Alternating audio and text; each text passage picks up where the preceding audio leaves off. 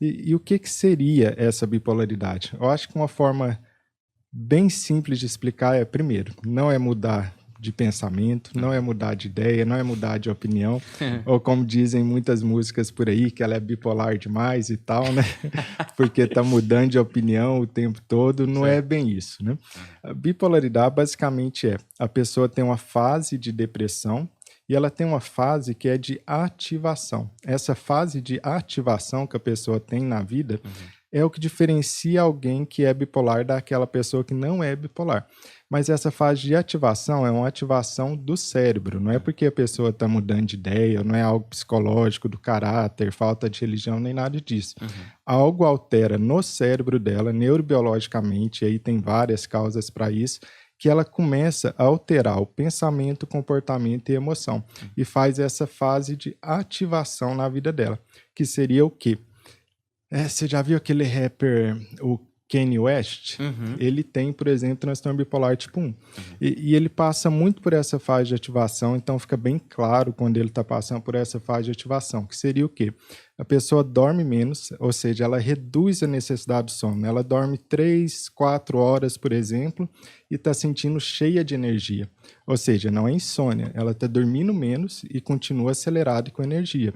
O pensamento corre mais rápido, ela tem mais energia física e mental, ela pode começar a ficar mais impulsiva. E aí, quando fica mais impulsiva, por exemplo, para gastos excessivos, então gasta muito dinheiro, pode ficar muito mais irritado, então falar coisas inadequadas, pode ficar desinibida, ficar falando coisas que normalmente não falaria, ou pode beber mais, pode acelerar mais o carro.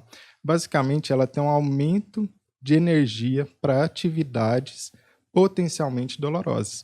Ou seja, ela está perdendo o filtro da consequência, ela está mais impulsiva, né? E com isso pode trazer grandes prejuízos na vida dela.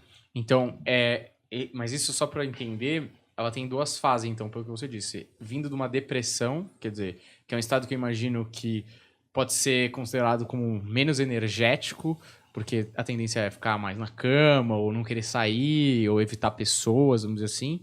E essa fase de ativação. Essa fase de ativação que tem uma energia maior e tal, só para entender, deixar mais claro para mim, você disse algumas atividades que têm uma propensão maior para que ele exerça de maneira compulsiva, como compras, etc. Por exemplo, o trabalho não é uma atividade que ele pode utilizar dessa energia super avantajada para focar?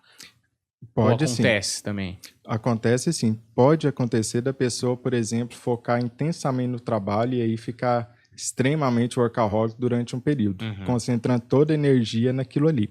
Mas aí a gente tem uma diferenciação, que é o quê? Eu tenho uma fase que é muito ativada, que eu costumo chamar de fogão, né? De tão grande que é.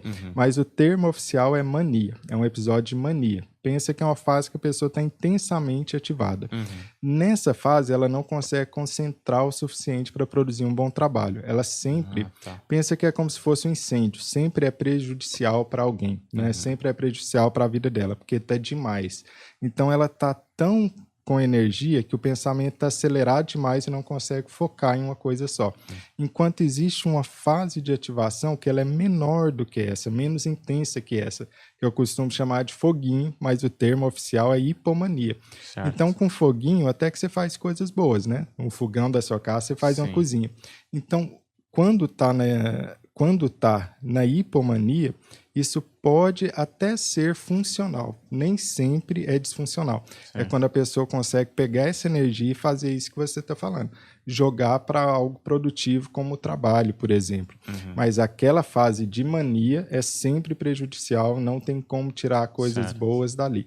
Na fase um pouco menos ativada, como a de hipomania, que é chamada, aí sim a pessoa pode tirar alguma coisa boa dali. E assim, só para ter uma estimativa, eu não sei se tem uma precisão nesse período de tempo, mas mais ou menos quanto tempo nesse estado depressivo, para quanto tempo nesse estado de ativação, mais ou menos a pessoa fica? Só assim, tipo, 2 dias em depressão e 5, sei lá, sabe? O que a gente vai ver ali no livro é o quê? Que para a pessoa ser considerada que está em depressão, ela precisa ficar no mínimo em 2 semanas naquele estado Certo. depressivo. Para a gente considerar uma fase de ativação, a gente precisa no mínimo de 7 dias para esse estado de muita ativação, chamado de mania, ou mais de 4 dias para esse estado de hipomania, que é essa ativação um pouco menor. Inclusive, o próprio termo é esse, né? Hipo significa abaixo, é menos, reduzido. E mania é uma palavra grega que, infelizmente, significa loucura, né? Então, é uma péssima palavra para a gente, mas permaneceu com o uso ao longo do tempo, né? Então não tem muito. Esse período ele varia de pessoa para pessoa, né? Esses períodos de depressão porque imagino que para fazer um diagnóstico às vezes pode confundir, né? Porque como o cara fica num estado depressivo ali por um tempo, o cara pode achar que aquilo é depressão.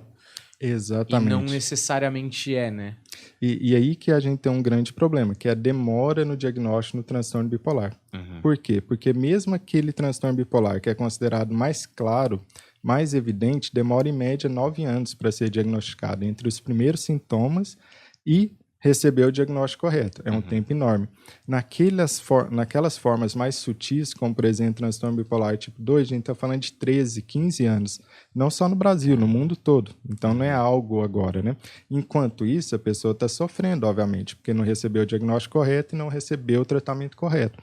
Pelo contrário, quando você trata alguém que é bipolar como se ele só tivesse a depressão não bipolar, essa pessoa piora, porque o tratamento da depressão não bipolar piora o bipolar. E esse que é o grande problema. O diagnóstico não é só para dar nome, para dar rótulo, nada disso. O diagnóstico define tratamento, porque se você não definir o diagnóstico correto, você vai dar um tratamento lá que vai piorar a pessoa. Mais ainda, por conta daquilo que deveria estar melhorando, o remédio errado para ela. Sim. E daí o conhecimento para bipolaridade é tão importante, porque 9 a 10 anos só para receber o diagnóstico, no caso mais evidente, pensa, é uma década de sofrimento. Né? E a pessoa nasce com bipolaridade ou ela desenvolve a bipolaridade? Ela nasce com a vulnerabilidade genética para a bipolaridade.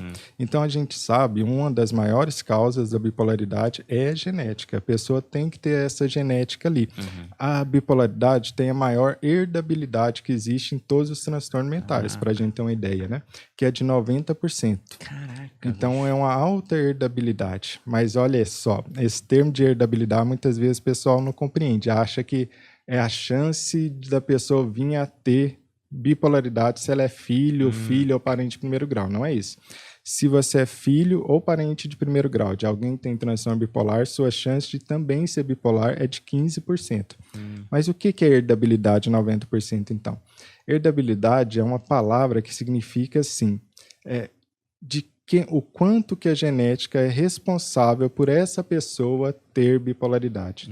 Tá. Então, a herdabilidade é de 90%. Quer dizer que a genética é uma causa extremamente importante para explicar que aquela pessoa tem transtorno bipolar. Mas a chance de alguém ter transtorno bipolar quando tem um parente em primeiro grau é de 15%. De um filho, por exemplo, independentemente se é a mãe ou se é o pai que tem bipolaridade.